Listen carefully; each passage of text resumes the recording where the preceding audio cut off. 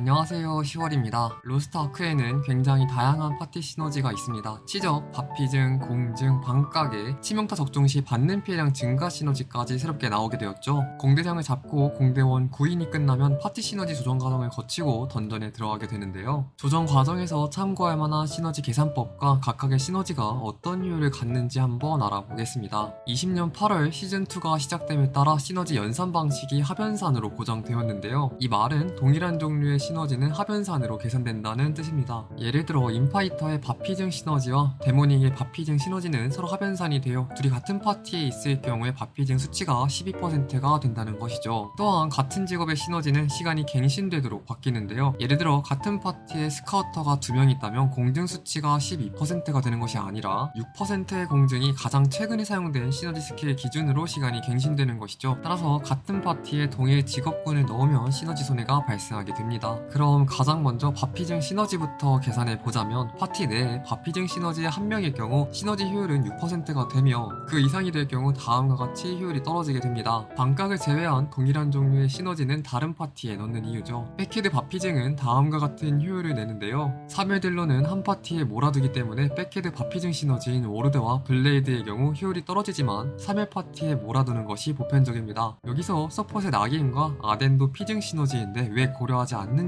의문이 드실 텐데요. 먼저 서폿의 아덴 피증부터 분석해 보자면 제가 아까부터 바피증이라는 단어를 고집하던 이유가 바로 여기 있습니다. 서폿의 아덴은 파티원의 피해량을 직접적으로 증가시키는 형태로 바피증과는 조금 다릅니다. 말 그대로 서폿의 아덴은 파티원들에게 거는 피증 버프이며 다른 피증 시너지와 낙인은 보스에게 거는 바피증 디버프라는 것이죠. 실제로 같은 바피증 형태인 낙인과 서폿의 아덴 피증이 서로 고변산으로 계산되는 만큼 다른 바피증 시너지와 서폿 아덴과는 고변산으로 적용이 됩니다. 그렇다면 낙인과는 하변산인지에 대해 의문이 드실 텐데 바피증 시너지를 가지고 있는 데모닉과 바드 조합으로 가디언 투벌로 낙인과 데모닉 바피증 시너지를 넣었을 때 데미지를 분석해본 결과 고변산으로 적용된다는 사실을 알아낼 수 있었습니다. 둘 다 동일하게 보스의 받는 피해 증가 디버프 형태임에도 고변산으로 적용되는 이유는 낙인의 특수성으로 보이는데요. 서폿끼리 낙인은 중첩이 되지 않는 것으로 보아 낙인은 개별적인 형태로 10% 피증이 들어가는 메커니즘이라고 볼 수 있기에 동일한 바피증 형태의 시너지와 구분되어 계산이 된다는 것이죠. 따라서 바피증은 수치 그대로 증가하며 파티 내에 바피증 시너지가 많을수록 효율이 떨어진다고 보시면 되겠습니다. 다음은 공증입니다. 공증은 바피증과 다르게 서폿의 공증 버프와 하변산으로 계산되는데요. 서폿의 공증 공식은 다음과 같으며 여기에는 6% 증가의 하변산으로 적용되는 것이죠. 따라서 공증 시너지가 파티 내에 하나일 경우 그 효율은 서폿 공증 버프를 고려한다면 5.66%가 되며 그 이상이 될 경우 바피증과 마찬가지로 다음과 같이 효율이 떨어지게 됩니다. 바피증과 공증만 비교한다면 바피증이 조금 더 높은 효율을 갖는다고 볼 수 있겠습니다. 다음은 반각입니다. 파티 내에 반각 시너지가 한 명일 경우 그 효율은 6.38%이며 그 이상의 경우 다음과 같습니다. 반각의 경우 보스의 방어력을 깎는 형태이기 때문에 하변산이 유리하게 작용하는데요. 이에 따라 반각 시너지는 같은 파티에 넣는 것이 좋습니다. 다만 암흑스르탄과 반각 시너지의 경우 연산 방식이 확실하지 않아 실험을 해보았는데요. 프로페 내부에서 리퍼로 암수를 던지며 데미지를 측정해본 결과 암수와 반각 시너지는 고변산으로 계산된다는 것을 알아낼 수 있었습니다. 따라서 암수 릴레이를 하게 될 경우 반각 시너지의 효율이 낮아지게 되는데요. 다만 파티에 반각 시너지를 몰아넣는 것이 효율이 더 좋다는 사실은 변하지 않습니다. 다음은 새롭게 개편된 창술사의 시너지인 치명타 적중 시 받는 피해량 증가 시너지입니다. 해당 시너지는 치명타 확률과 치명타 피해량에 따라 시너지 효율이 달라지기에 3을 예둔 채용 여부에 따라 4가지의 경우로 나누어 계산해 보았습니다. 시너지 효율을 표로 나타내면 다음과 같은데요. 파란색으로 칠해진 부분이 공증 시너지보다 효율이 좋은 구간, 초록색이 피증 시너지보다 효율이 좋은 구간입니다.